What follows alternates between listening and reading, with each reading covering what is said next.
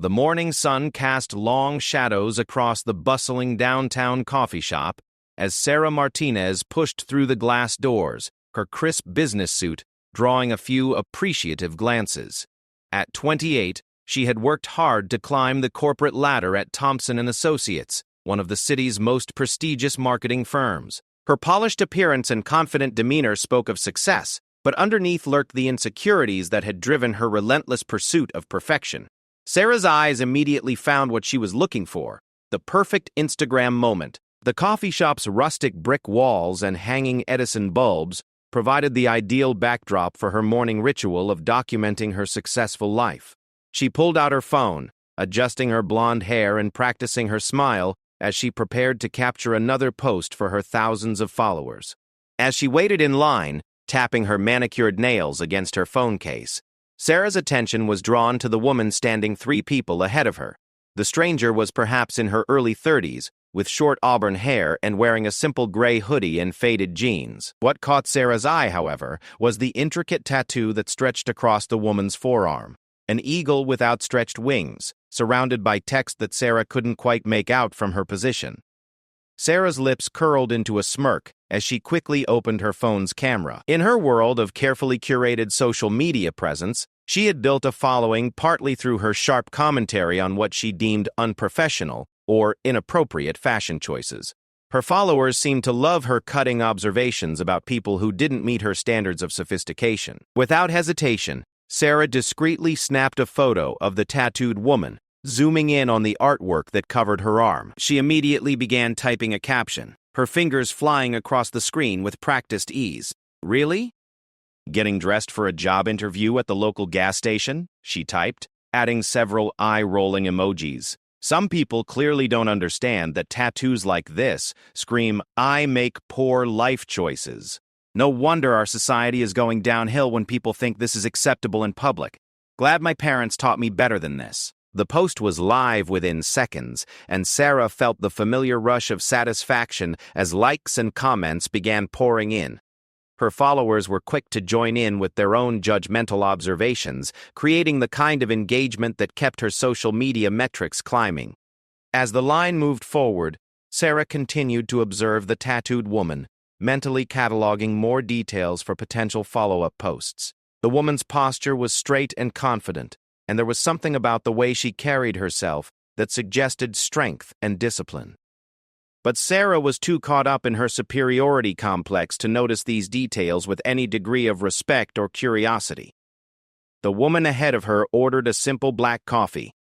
No fancy modifications, no special requests. Sarah found herself rolling her eyes again. Typical, she thought. Probably can't even afford anything decent. When it was Sarah's turn, she made a point of ordering an elaborate drink with multiple specifications, speaking loudly enough that others could hear her expensive preferences. As she waited for her order, Sarah checked her phone again. The post was gaining traction quickly, with dozens of likes and comments streaming in. Some followers were asking for more details. Others were sharing their own stories about encounters with inappropriate people. The validation felt intoxicating, reinforcing Sarah's belief that she was somehow better than those who didn't meet her standards. The tattooed woman collected her coffee and moved toward a corner table where she sat alone, pulling out a worn paperback book. Sarah couldn't help but notice that despite her casual clothing, the woman moved with a certain grace and purposefulness that was hard to ignore. She seemed completely unaware of the digital mockery being made of her just a few feet away. Sarah collected her elaborately crafted beverage and found a seat with a clear view of her unwitting subject. She took several more discreet photos, this time capturing the woman reading her book. Each image was quickly uploaded with additional commentary about how some people waste their time with trashy novels instead of improving themselves. As minutes passed, Sarah became increasingly absorbed in managing her social media presence. Comments were flowing in, her follower count was ticking upward, and she felt the addictive rush of online attention. Several followers were asking her to keep the updates coming and praising her for telling it like it is about society's declining standards. The tattooed woman seemed completely absorbed in her book, occasionally sipping her coffee and appearing utterly at peace with her surroundings. There was something almost enviable about her calm demeanor. but Sarah pushed such thoughts away. In her mind, the woman represented everything wrong with modern society's acceptance of what Sarah considered unprofessional behavior. Sarah's phone buzzed with a notification that her original post had reached over 200 likes, one of her most successful posts in weeks. The engagement was so high that she decided to create a follow-up post, this time with a wider shot of the coffee shop, circling the tattooed woman with a red arrow and adding more commentary about the decline of professional standards.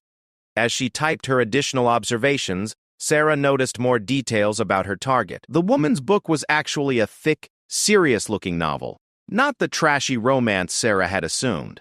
Her posture remained impeccable, and despite her casual clothing, everything about her was clean and well-maintained. But these observations didn't fit Sarah's narrative, so she dismissed them. The morning crowd in the coffee shop was diverse: business professionals like herself, students with laptops, retirees reading newspapers, and service workers grabbing quick breakfast before their shifts. But Sarah's attention remained fixed on the one person she had decided represented everything wrong with society's standards. Her phone continued to buzz with notifications.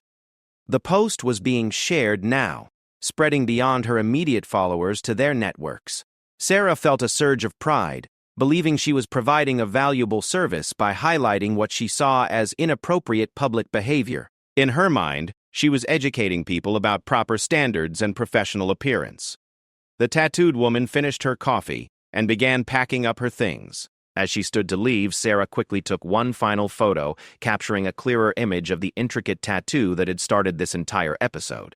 The eagle design was actually quite beautiful and detailed, clearly the work of a skilled artist, but Sarah was too committed to her judgmental narrative to appreciate the craftsmanship. As the woman headed toward the door, Sarah felt a moment of satisfaction. Her morning's work had generated significant online engagement, reinforced her position as someone with high standards, and provided her followers with the kind of content they seemed to crave. She had no idea that her actions were about to set in motion a series of events that would fundamentally challenge everything she believed about herself and the judgments she so freely made about others. By afternoon, Sarah's posts about the tattooed woman had taken on a life of their own. What started as a simple morning social media update had evolved into a viral sensation that was spreading far beyond her usual follower base. The engagement numbers were unlike anything Sarah had ever experienced. Thousands of likes, hundreds of comments, and shares that kept multiplying throughout the day. Sarah sat at her desk at Thompson & Associates, ostensibly working on client presentations, but her attention was completely consumed by managing her unexpected social media success. Every few minutes, she refreshed her notifications, watching the numbers climb higher and higher. The dopamine hit from each new like and comment was intoxicating, making it impossible to focus on anything else. The comment section had become a battlefield of opinions. While many of Sarah's regular followers were echoing her sentiments about professional standards and appropriate public appearance, a growing number of voices were beginning to push back against her posts.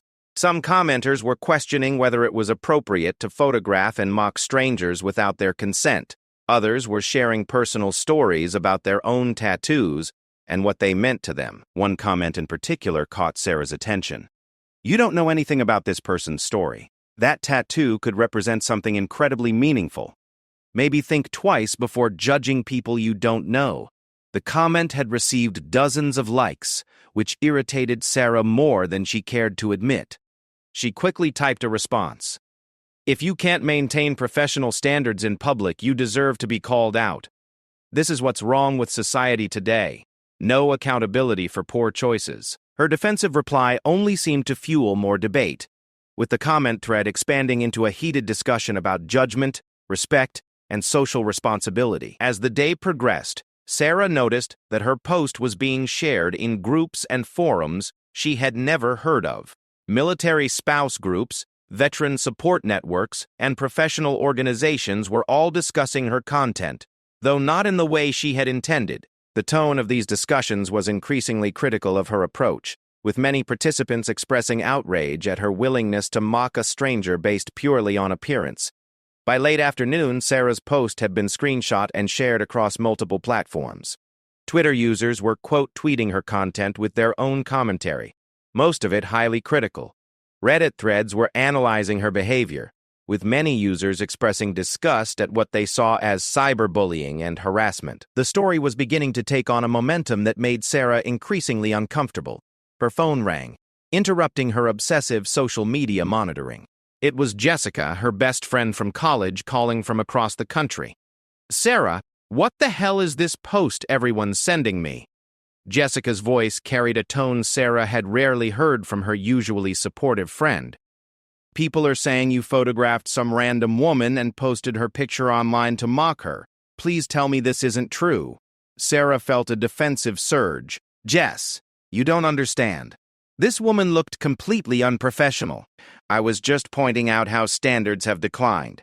My followers appreciate honest commentary about these things." "Honest commentary?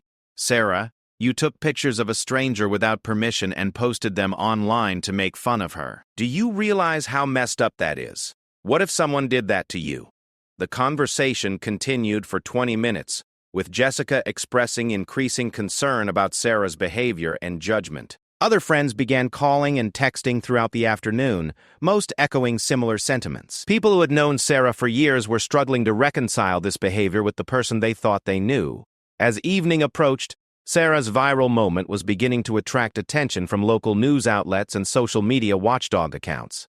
Several Twitter accounts that specialized in calling out online harassment had picked up her story, sharing screenshots of her posts alongside commentary about the dangers of judgment and public shaming. The local news station, where Sarah occasionally appeared as a marketing expert for business segments, had received multiple calls about her viral posts. The producer who typically booked her left a voicemail, expressing concern about the negative publicity and suggesting they might need to reconsider her future appearances. Sarah's employer was also beginning to take notice. Thompson & Associates prided itself on its professional reputation and community standing. Several clients had called the office after recognizing Sarah from her social media profiles, expressing concern about the company's association with someone who would publicly mock strangers. Mr. Thompson himself requested a meeting with Sarah for first thing the following morning.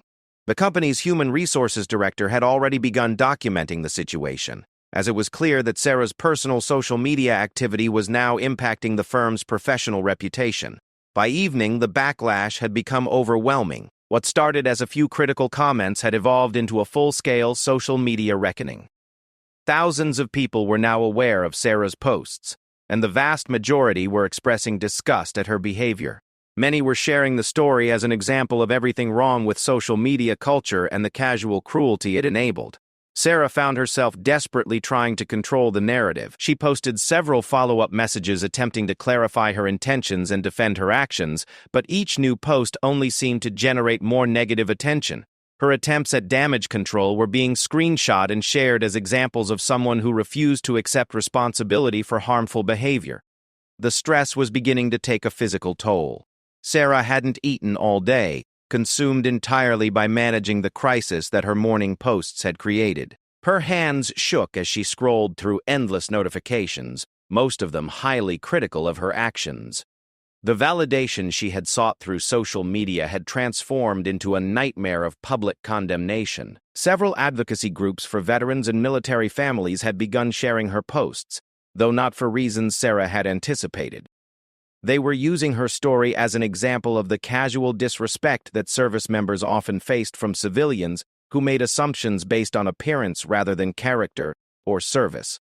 The irony was becoming apparent even to Sarah, though she wasn't ready to admit it yet.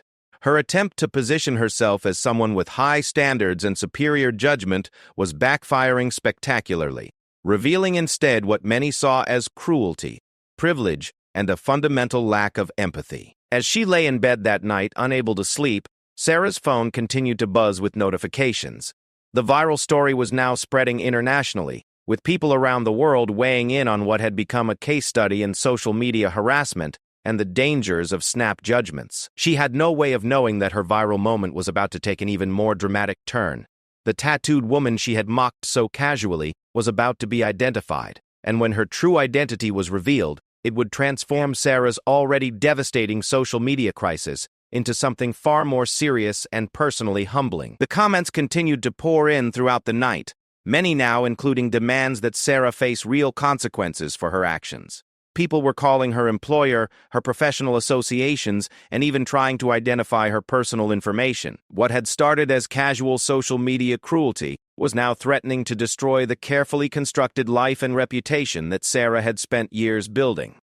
The revelation came at 6:47 a.m. on a Tuesday morning, delivered through a comment that would change everything Sarah thought she understood about the woman she had mocked. She was lying in bed, bleary-eyed from another sleepless night of monitoring her social media disaster, when a notification appeared that made her stomach drop to the floor. The woman in these photos is Colonel Rebecca Stone, USMC. She's a decorated Marine officer who served 3 tours in Afghanistan and 2 in Iraq. That unprofessional tattoo you're mocking commemorates the 23 Marines from her unit who didn't make it home. But please, continue telling us about your high standards.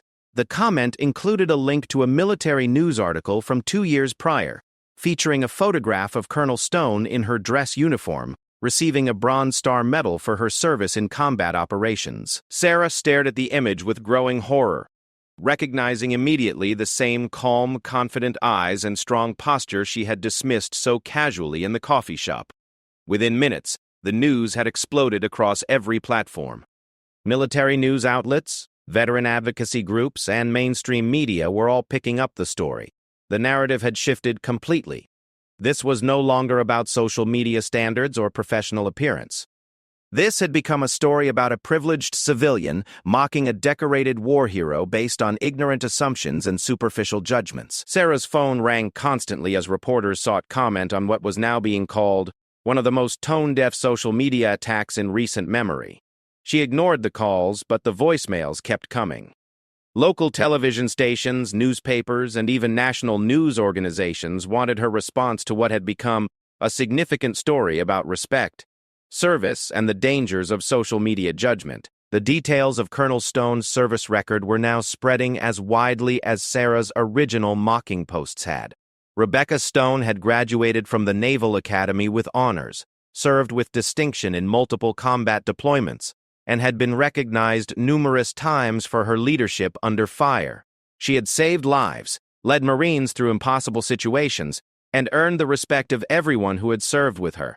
The tattoo that Sarah had mocked so carelessly was revealed to be a memorial piece, each element carefully chosen to honor fallen comrades. The eagle represented the Marines who had died under Colonel Stone's command. The text included names and dates of battles where friends had been lost, and the entire piece had been created as a permanent reminder of the sacrifices made by those who never returned home. Social media users were now sharing side-by-side images, Sarah's mocking posts alongside photos of Colonel Stone in uniform, receiving commendations, leading Marines, and representing everything honorable about military service. The contrast was devastating, highlighting the gap between Sarah's shallow assumptions and the reality of who she had targeted. Sarah's employer acted swiftly. Thompson called her at 7 in the morning, his voice cold with professional disappointment. "Sarah, I'm sure you've seen how this situation has developed. We've received over 200 calls since yesterday, including from several clients who are reconsidering their relationships with our firm. Your behavior reflects poorly on everything we stand for as an organization." The conversation was brief and final. Sarah was placed on immediate administrative leave pending a full review of the situation. The company issued a public statement distancing themselves from her actions and expressing regret that an employee had engaged in such behavior. Her professional reputation, built over years of careful career development, was crumbling in real time. The veteran community's response was swift and unified. Military organizations across the country were sharing Colonel Stone's story and condemning Sarah's actions as representative of civilian ignorance about military service and sacrifice. Vietnam veterans, Gulf War veterans, Iraq and Afghanistan veterans, service members from every generation were expressing outrage at the casual disrespect shown to someone who had given so much in service to her country. Colonel Stone herself remained dignified throughout the growing firestorm. When contacted by reporters, she declined to make extended comments but issued a brief statement. "I've faced enemy fire in 3 different countries. I'm not particularly concerned about the opinions of someone who photographs strangers to mock them on social media. I would hope this situation might encourage people to think before making assumptions about others." Her restraint and class in the face of such public humiliation only made Sarah look worse by comparison. While Sarah had been posting increasingly frantic defensive messages trying to explain her actions, Colonel Stone maintained the dignity and professionalism that defined her military career. The story continued to grow throughout the day. Military Times, Stars and Stripes, and other service-oriented publications were covering the story extensively. Television news programs were using it as a starting point for discussions about civilian-military relations, social media responsibility, and the hidden service of veterans in civilian communities. Sarah's social media followers were abandoning her in droves. Her follower count, which had been growing steadily for years, was dropping by thousands each hour. The comments on all her posts were overwhelmingly negative, with many people expressing shame that they had ever followed someone capable of such behavior. Professional consequences were multiplying rapidly. The Marketing Industry Association, where Sarah held a membership, was reviewing her status following multiple complaints from other members. Speaking engagements that had been scheduled months in advance were being canceled. Professional relationships that had taken years to build were evaporating as colleagues sought to distance themselves from the controversy. By evening, Sarah realized she needed professional help managing the crisis. She contacted several public relations firms, but most declined to take her case. The few who were willing to discuss representation made it clear that their advice would be simple: issue a full, unqualified apology, take complete responsibility for her actions, and hope that the story would eventually fade from public attention. The psychological toll was becoming unbearable. Sarah had spent years cultivating an image of success, sophistication, and superior judgment. In less than 48 hours, that image had been completely destroyed, replaced by a public perception of her as cruel, ignorant, and fundamentally lacking in basic human decency. She found herself reading everything written about the situation, unable to look away despite the emotional pain each article caused. The descriptions of her behavior were uniformly damning. She was being called a bully, a coward, and an example of everything wrong with social media culture. Late that night, Sarah finally saw a complete interview with Colonel Stone that had been conducted by a military news organization. In it, the colonel spoke about her tattoo, explaining each element and what it meant to her. She talked about the Marines who had died, their families, and the weight of command decisions that had kept her awake for years after leaving the service. The interview revealed a depth of character and experience that made Sarah's superficial judgments seem not just wrong but profoundly stupid. Here was someone who had faced life-and-death decisions, led others through unimaginable challenges, and carried the weight of responsibility that most people could never understand. As Sarah watched the interview, she began to understand the magnitude of what she had done. This wasn't just about a social media post gone wrong. She had publicly mocked someone whose worst day in service had likely involved more courage and sacrifice than Sarah had demonstrated in her entire comfortable, privileged life. 3 days after her world collapsed, Sarah found herself standing outside the same coffee shop where her cascade of poor judgment had begun. The media attention had reached a crescendo and was finally beginning to ebb, but the damage to her life was comprehensive and seemingly irreversible. She had been officially terminated from Thompson & Associates, lost 2 major speaking engagements, and watched her professional network evaporate as colleagues distanced themselves from the controversy. The irony wasn't lost on her that she was now the subject of the same kind of social media mockery she had once delighted in creating. Screenshots of her defensive posts were being shared alongside commentary about privileged civilians who felt entitled to judge others. Her photograph was appearing in articles about social media harassment and the importance of military appreciation. She had become exactly what she used to mock, a cautionary tale about poor judgment and its consequences. Sarah pushed through the coffee shop doors with trembling hands, unsure of what she hoped to accomplish by returning to the scene of her original mistake. The morning crowd was similar to what it had been days earlier, but now she felt the weight of judgment that she had so casually applied to others. Every glance in her direction felt loaded with recognition and contempt. She ordered the same elaborate drink she had used to demonstrate her sophistication days earlier, but now it felt performative and hollow. The barista, a young man with several visible tattoos of his own, served her with professional courtesy, but she couldn't help wondering if he recognized her from the viral story that had dominated social media for the better part of a week. As Sarah found a seat, she noticed something that made her heart stop. Colonel Rebecca Stone was sitting in the same corner where she had been reading her book during their first encounter. She was again in civilian clothes, jeans and a simple sweater, looking completely at peace as she worked on a laptop computer. For a moment, Sarah considered fleeing. The humiliation of being in the same space as the person she had wronged so publicly felt overwhelming. But something deeper than embarrassment kept her rooted to the spot. Perhaps it was the recognition that running away had been her response to every difficult situation in recent days, and it had solved nothing. Sarah spent 20 minutes building up the courage to approach. During that time, she observed Colonel Stone with new eyes, freed from the superficial judgments that had colored her first impressions. The woman's posture spoke of confidence earned through genuine trials. Her focus on her work demonstrated a kind of purposeful intensity that Sarah recognized as completely different from her own social media-driven existence. Finally, Sarah stood up and walked slowly toward the corner table. Her legs felt unsteady and her mouth was dry, but she forced herself to take each step. Colonel Stone looked up as she approached, her expression neutral but alert. "Colonel Stone," Sarah began, her voice barely above a whisper. "I'm Sarah Martinez. I'm the person who—" She couldn't finish the sentence, the words catching in her throat. "I know who you are," Rebecca replied calmly, closing her laptop and giving Sarah her full attention. There was no anger in her voice, but no warmth either. "You wanted to talk?" Sarah had rehearsed this moment in her mind dozens of times over the past few days, but now that it was happening, all her prepared words seemed inadequate.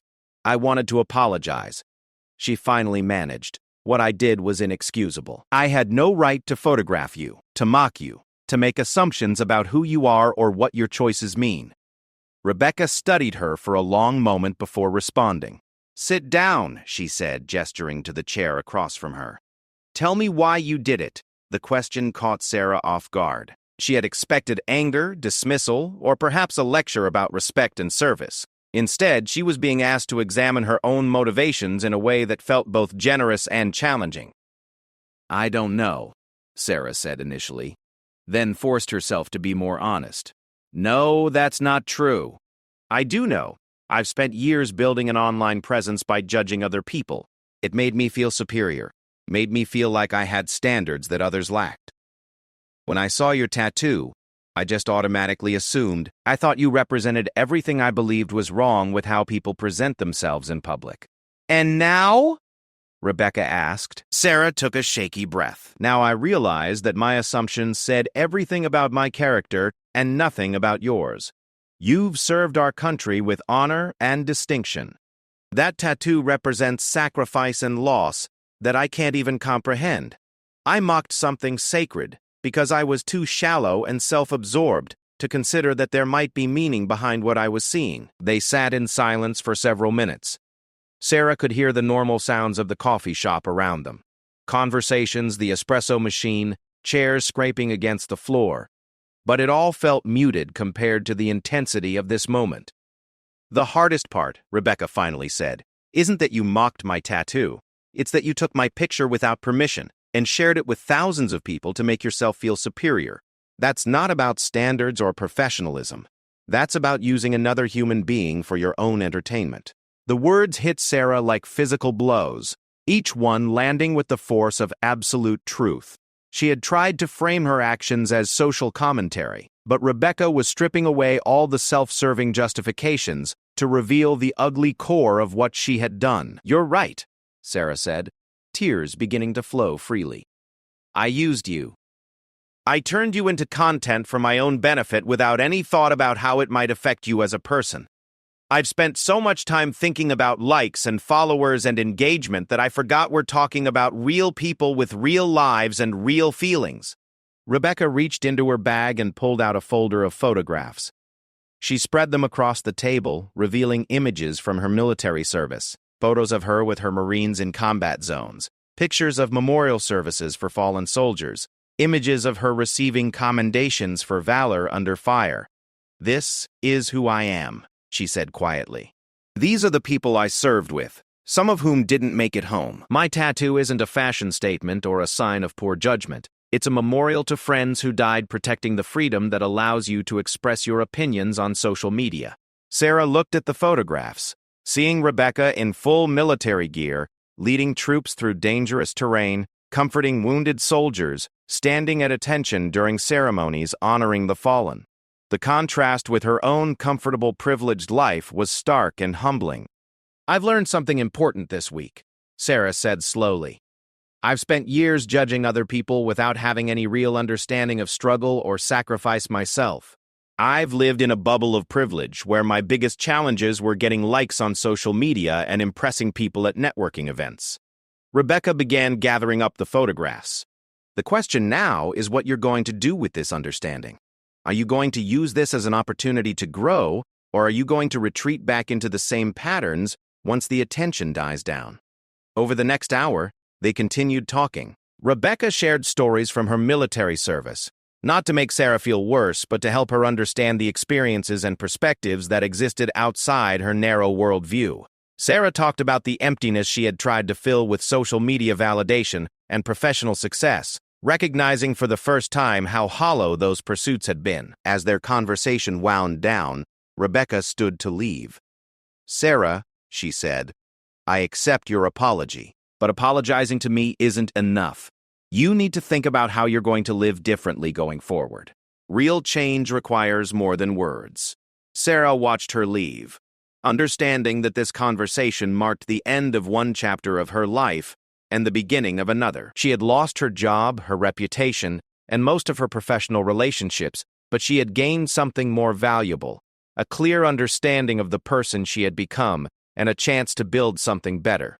In the weeks that followed, Sarah began the difficult work of rebuilding her life around different values. She deleted her social media accounts, began volunteering with veteran support organizations, and slowly started to understand what it meant to contribute to something larger than herself.